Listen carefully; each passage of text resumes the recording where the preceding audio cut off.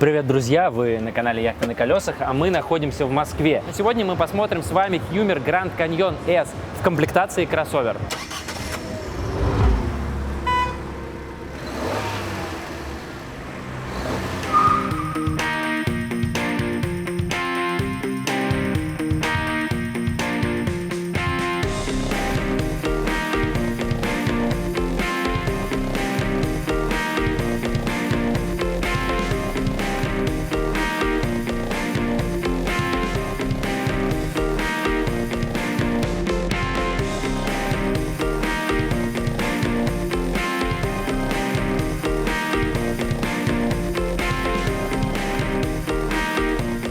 Давайте для начала расшифруем название.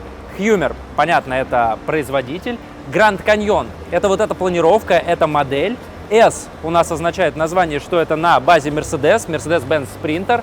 А кроссовер – это набор опций. Что входит в этот набор опций? Вот это обклейка, карбон, зеленые наклейки, фаркоп, внедорожные колеса на резине BF Goodrich и штатная защита картера и дополнительное освещение на крыше и сзади, светодиодное, внедорожное. Разумеется, это полный привод. Вот весь этот набор опций и называется кроссовер.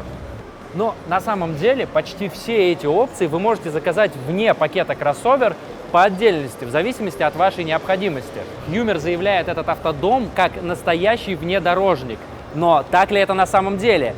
Мы лично проверили на полигоне.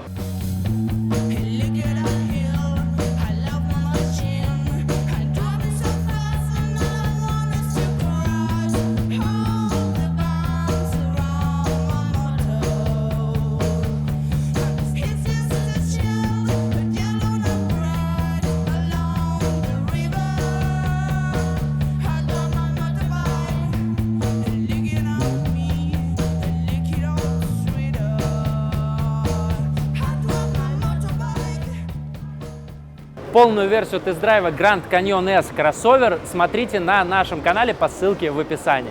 Пару слов про шасси Mercedes-Benz Sprinter. Дальше Mercedes и Hummer обновляют мотор, будет только 2-литровый рядный мотор с похожими параметрами по мощности. И нельзя сказать, что он хуже или лучше, это просто некое обновление, ход времени он становится более экологичным. Также здесь у нас стоит полный привод, как я уже сказал, от Abe Reiner. Также и Mercedes, и Hummer обновляют, и полный привод будет постоянный. Вот так красиво в 3D у нас показывается навигация в штатной системе мультимедиа Mercedes. Можем видеть здесь Москву-Сити, мы здесь сейчас находимся.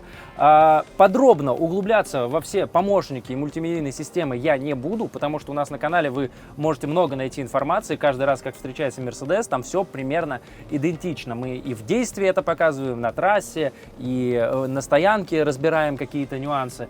Здесь же только хочу отметить, что на приборной панели у нас отображается, когда открыта дверь боковая, мы можем это видеть, когда открыта подножка, и даже когда открыта верхняя кровать, вот эта спальня с палаткой, мы тоже видим, что у нас здесь открыт люк, чтобы мы случайно не поехали с открытым. Grand Canyon – это вэн, 6-метровая цельнометаллическая машина. У нас в вэнах часто бывает достаточно мало спальных мест, если нету подъемной крыши. Здесь у нас есть, то есть 4 ремня, 4 спальных места. Плюс спальное место расположено поперек, и благодаря вот этим щечкам, ушкам, выемкам у нас здесь оно получается полноценным, и при этом достаточно места на все остальное пространство. Движемся дальше. Холодильник у нас здесь компрессорный от Tedford, то есть работает только от электричества, и это хорошо, он более эффективен, это современно. В скором времени останутся, скорее всего, только компрессорные холодильники, как минимум вот в таких домах. Кухня на 2 огня, газовая, по сути от газа работает вот только кухня. Естественно, на кухне у нас ящики есть для хранения, вот такой небольшой квадратный, чуть-чуть места здесь израсходовано, то есть слева ящика нет, позже разберемся почему. И один большой ящик, в нем же выдвигается еще дополнительное пространство, в котором хранятся вилки-ложки. Ну вот, кстати, давайте теперь разберемся, почему у нас ящик нижний меньше, потому что у нас, если мы откроем дверь, здесь расположился газовый отсек под маленькие баллоны, потому что он нам нужен, газ, только для плиты. И здесь же мы находим вот такой небольшой столик, который легким движением ставится сбоку и расширяет рабочее пространство, если нам сейчас не нужен прям так активно проход. Этот же столик можно поставить еще вот сюда и расширить здесь рабочее пространство, получив вот такую полочку. Но надо помнить, что максимальная нагрузка 5 килограмм. Кстати, важно отметить, это пульт управления печкой Truma, она здесь дизельная, то есть питается из общего бака, откуда вот мы заправляем машину, она едет дизель, оттуда же и печка берет себе топливо. Это опциональная такая история, она вот входит во внедорожные комплектации, такие как кроссовер Grand Canyon. Туалет и душ объединены в общее пространство, как во всех венах. Такое компактное решение. Надо не забывать закрывать фасады шторкой. Кстати, очень изящное решение. Они вот такой клипсой прижимаются. Часто это какие-то липучки, кнопки, но вот Hummer решили так, и мне нравится это решение. То есть закрываем фасады, убираем поддон, внизу не забываем, чтобы ничего не размокло, и можем воспользоваться душем. Ну а когда нам надо воспользоваться туалетом, просто заходим сюда, ну и после, чтобы помыть руки, опускаем вот такую раковину. Ну, а душ, собственно говоря, это и есть кран. Наверху, как я уже ранее сказал, еще два полноценных спальных места. Они находятся на крыше. Мы ее поднимаем, и у нас образуются вот такие тентованные стенки. Это плотная ткань, как у палатки. Поэтому, конечно, это скорее считается таким летним вариантом. Но если вы привыкший к походам человек и знаете, что такое зимой спать в палатке, то здесь в любом случае будет явно комфортнее и теплее, чем на снегу. Также здесь у нас есть фонарик светодиодный и USB-розетка. При входе мы видим два пульта управления, они от солнечных батарей, то есть да, здесь в комплектации есть солнечные батареи. Также установлен Lithium Pack, это два литионных аккумулятора, современных, энергоэффективных.